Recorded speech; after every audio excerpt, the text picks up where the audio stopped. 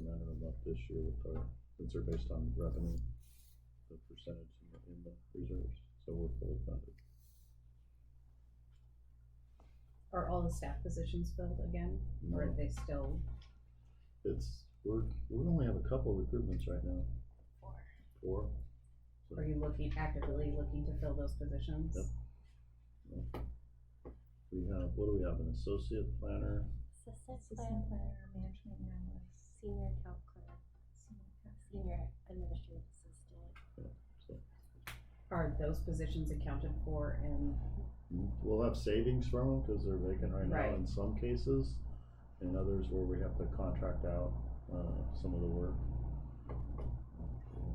We'll have some savings. Perfect. Well, if there's no other discussion, can I call for a motion? I move to approve quarterly financial report. Second? Second. Madam Secretary. Sorry. Member Federico, Yes. Member Killebrew, Yes. Vice Chair Frost, Aye. Chair Mitchell. Yes. This motion passes by a vote of 4-0-1 with Member Amesqua absent. Right, on to the next item, 3, Section 115 Trust Pension Liability Update. Staff reports, please. I believe you guys are all aware of past presentations on the Section 115 Pension Trust. Staff is prepared to send out an RFP for trust administration services. We'll probably be sending that RFP out in the next couple of weeks, hopefully with the responses coming in just after Thanksgiving. And then we can bring back staff recommendations to this committee at the January meeting with the intent to make a recommendation to City Council. There is 5 vendors that are known to provide these types of services that we'll be sending the RFP out to, but we'll also put it on our website and also probably on the CSMFO website so just in case there's other vendors out there that provide that service. So that's the end of the report, so I can answer any questions that you might have. I have a question. It's a bit of a follow-up from I guess 3 months ago, but I waited. At the end of last meeting, we were talking about some of the value of the trust, have it being a hedge versus just giving Calpers the money.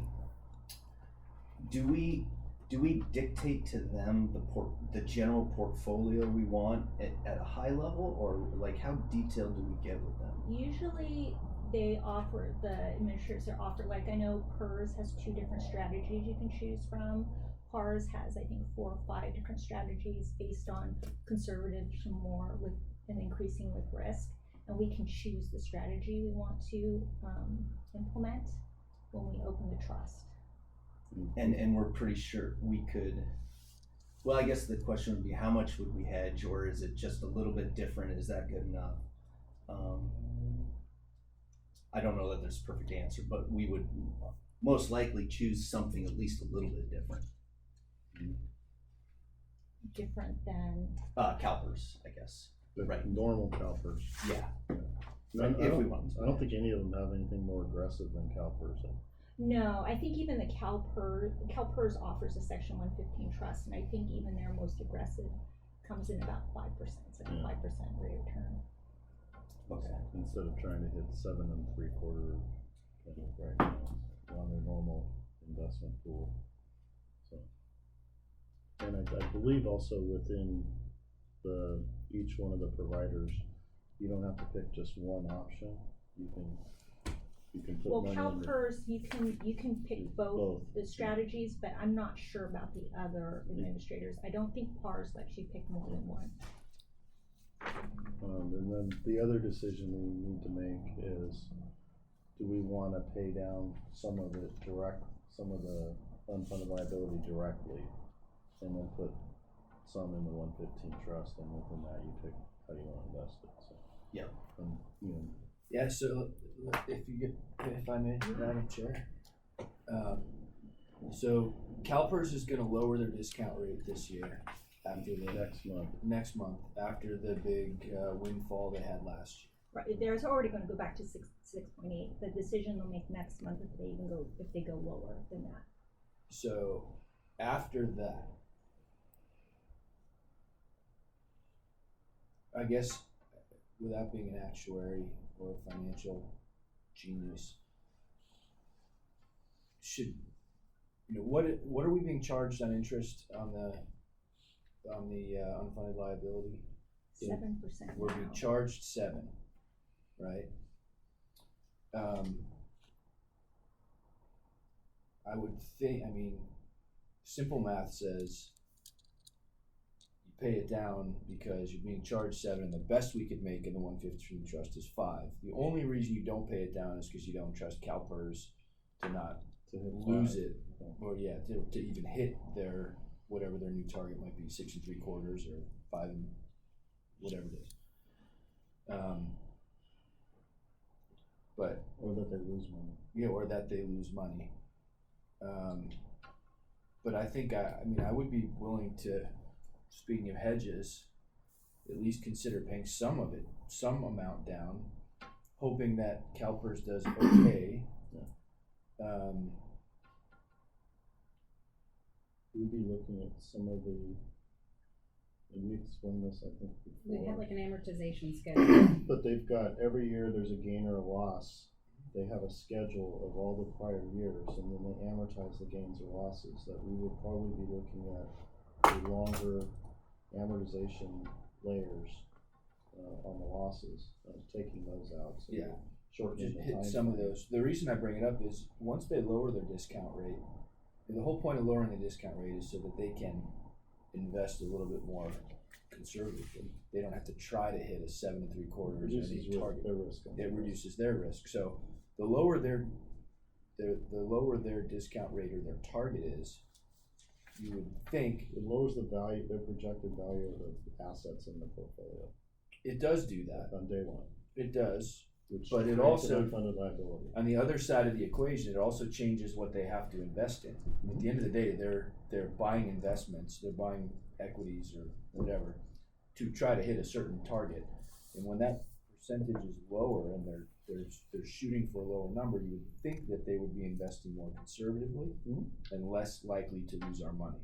So I would think that after that happens, we should be more inclined to give them some directly to pay off those high, just the ones we talked about, the higher amortization ones, So longer, the longer ones. So maybe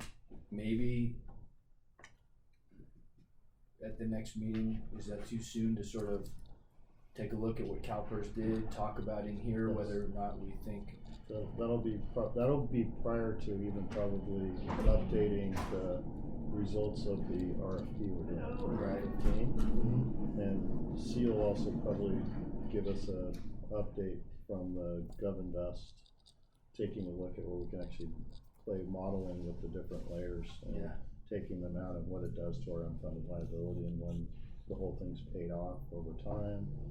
And also trying to choose and make a recommendation on how long, if we're gonna have a section 115, how long you want it in there without touching it before you start peeling off some of it. So there's a Definitely balancing to this whole thing. and definitely it's- want it long enough to compound a little bit, right? That's the whole thing. If we could have that amortization schedule handy when we have this discussion, I think that would be nice. And is the staff, oh, I'm sorry, are you? Well, I have one more Oh, yeah, question. go. Steve, do you have any experience in other places that have done 115 trusts? I've done 150 trust for OPEB pension, retiree benefit obligations. Okay. But they're very similar. Same idea. Yeah, same idea, except this pension for pension costs. Or And people would have positive, like you have a pretty positive outlook on 115 trusts in there. Yeah, I mean, the big thing is, because it's irrevocable, we're putting the money in just for pension costs and not for any sort of general government expenditures. We can invest a little bit better and get better investment returns than life. So we're doing ourselves a bit of a service. If we're gonna use the money for pensions anyway, might as well earn a little bit more interest than we would normally in our normal investments. And It's like we got 3 options for our Yeah. money, right? LAIF, 115, like, right, those are our 3 levels of Well, risk. T-notes, we go up to 5 year on T-notes. And there's other investments in our portfolio that, if we're gonna go that route, try and squeeze more return, we would be talking about, an investment manager contract, so. Is there? Which then might wipe out any returns we have. Yeah, are there a certain number of RFPs that we have to have? No. I'm pretty sure of the 5 vendors that will send the RFP to, they will likely respond, so we'll at least have 5 to look at. And this is one of the RFPs you're going to send out, is that a company you've used before? No, staff drafts the RFP, request for proposal, and then we send it to the vendors, and then they send us proposals on how they're gonna meet our required services. There's 3 big players in our market for this.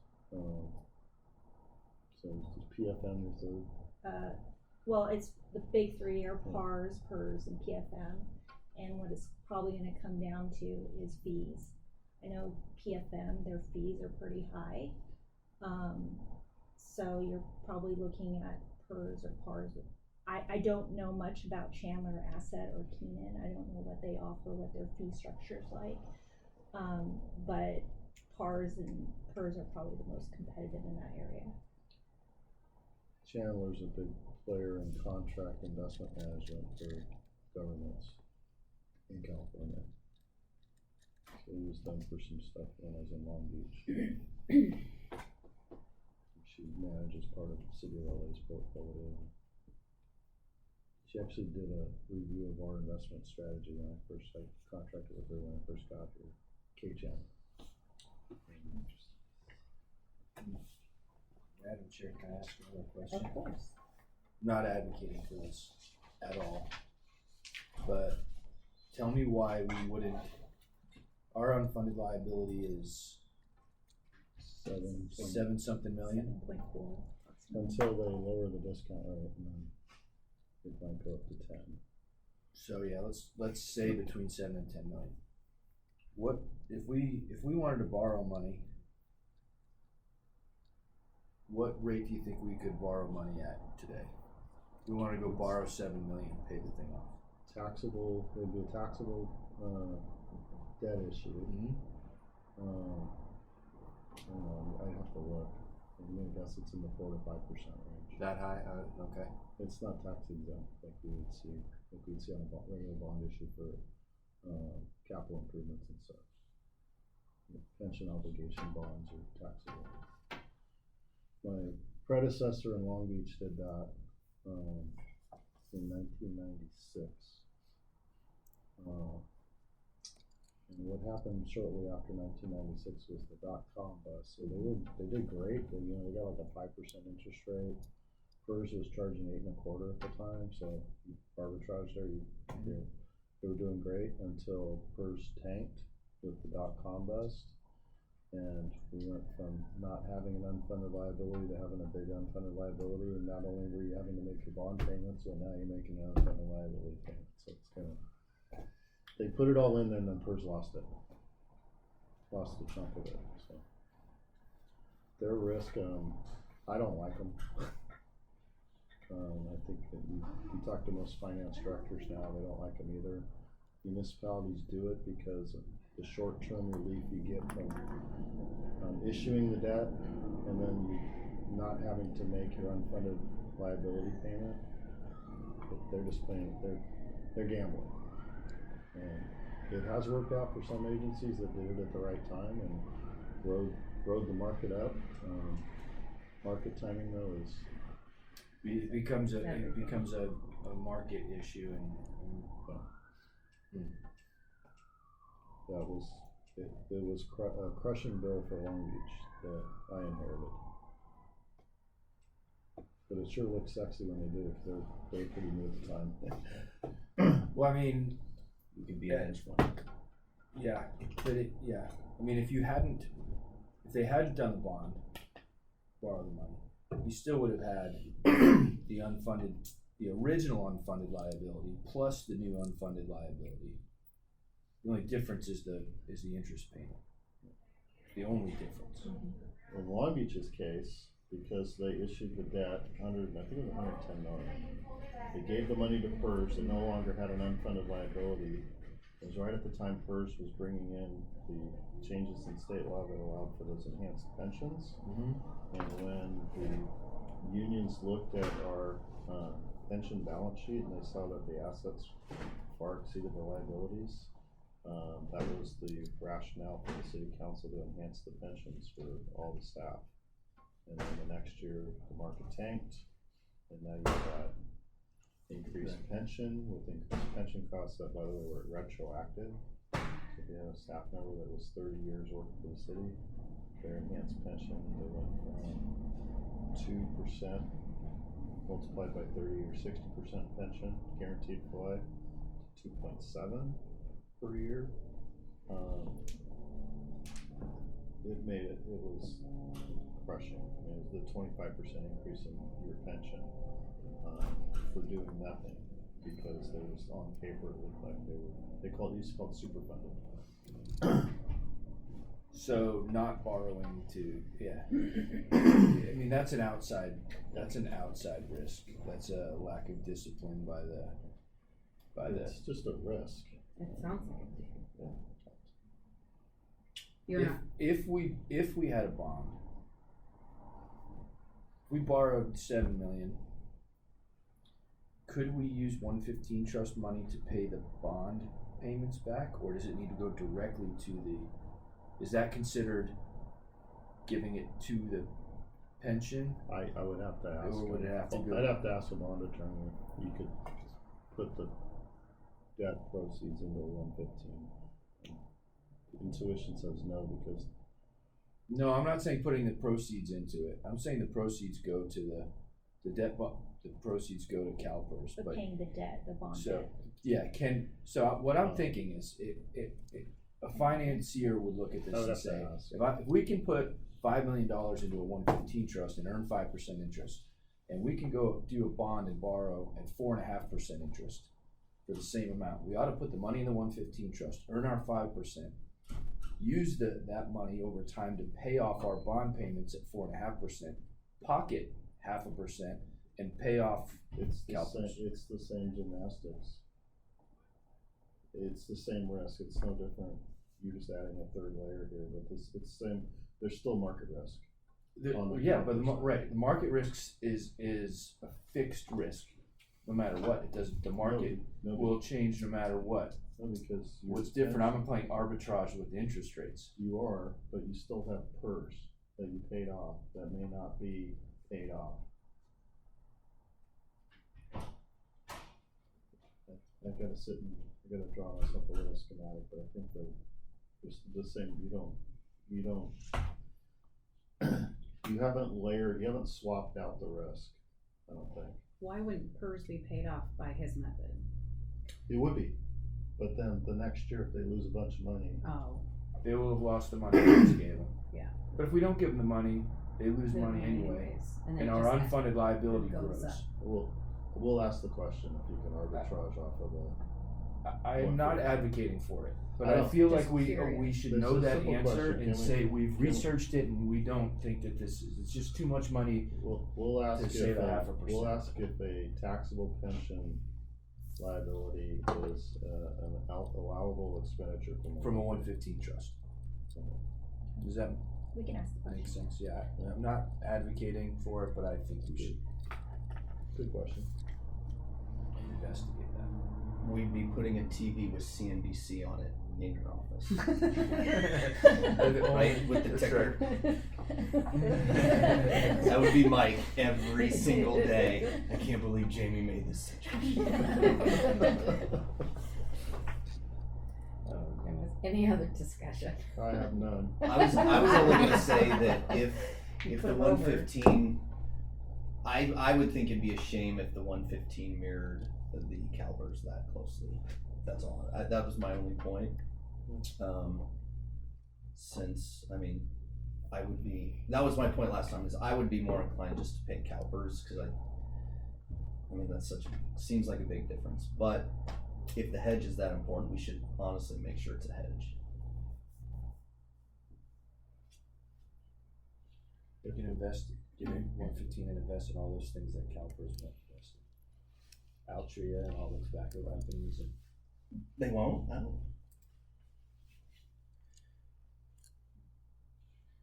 If there's, no other discussion on this, then this item is just to receive and discuss, so we can move on to the next item.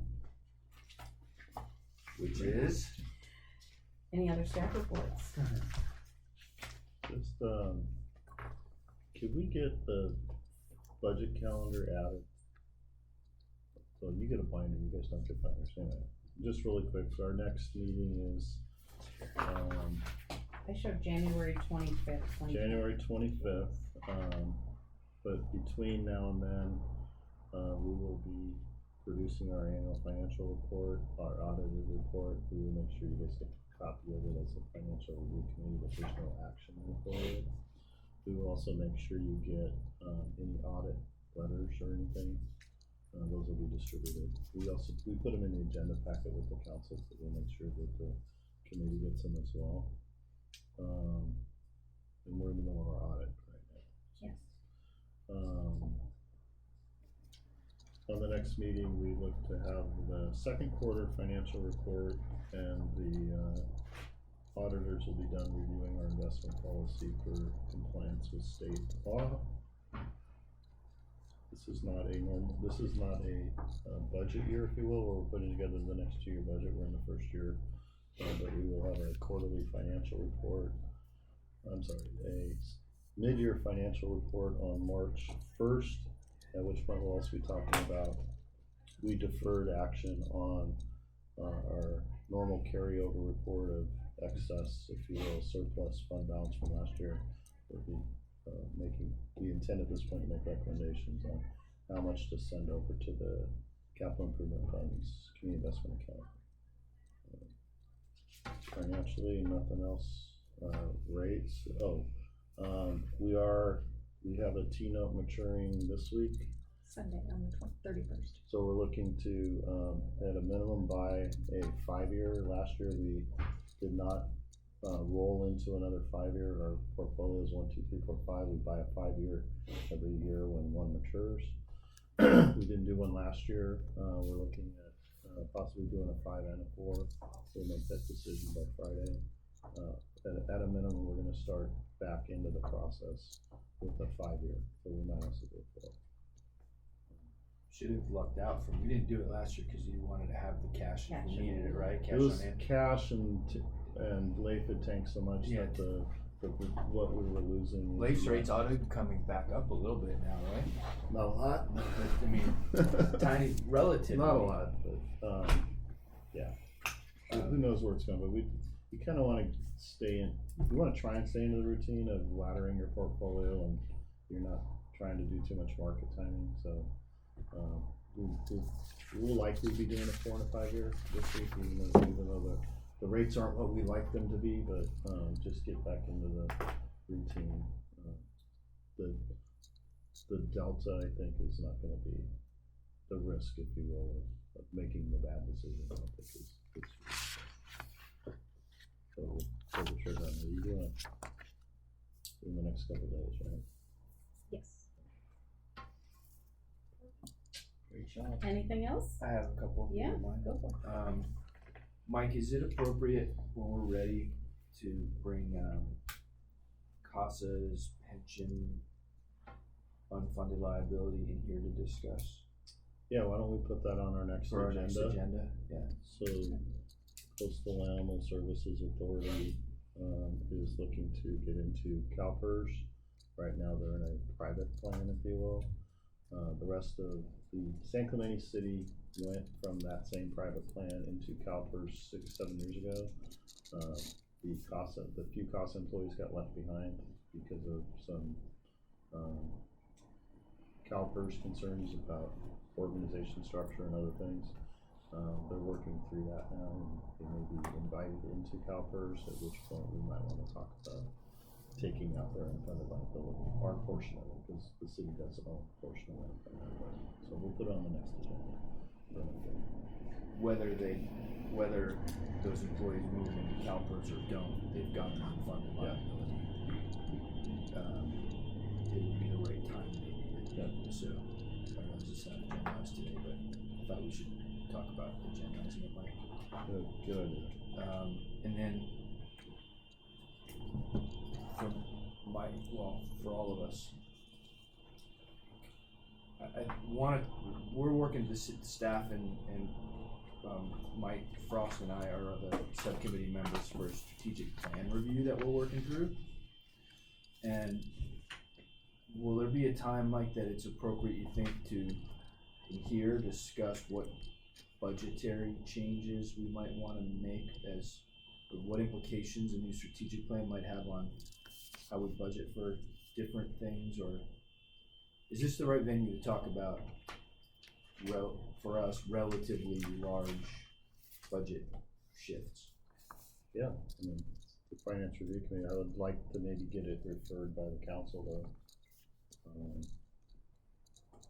So after they I see think it, maybe as part of the actions of updating the strategic plan, if there are financial implications, if the council wants to refer discussion of those to the financial review committee. okay. I just anticipate there will be some budgetary changes we'll always have to think about. Agreed. And would those budgetary changes be for next fiscal year? Future. Future? Okay. Okay, so we'll do it that way. Great. That's all I have. All right. Mike, anything?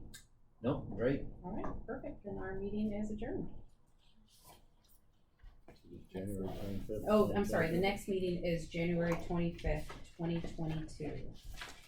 In the Public Works Conference Room at 4 p.m.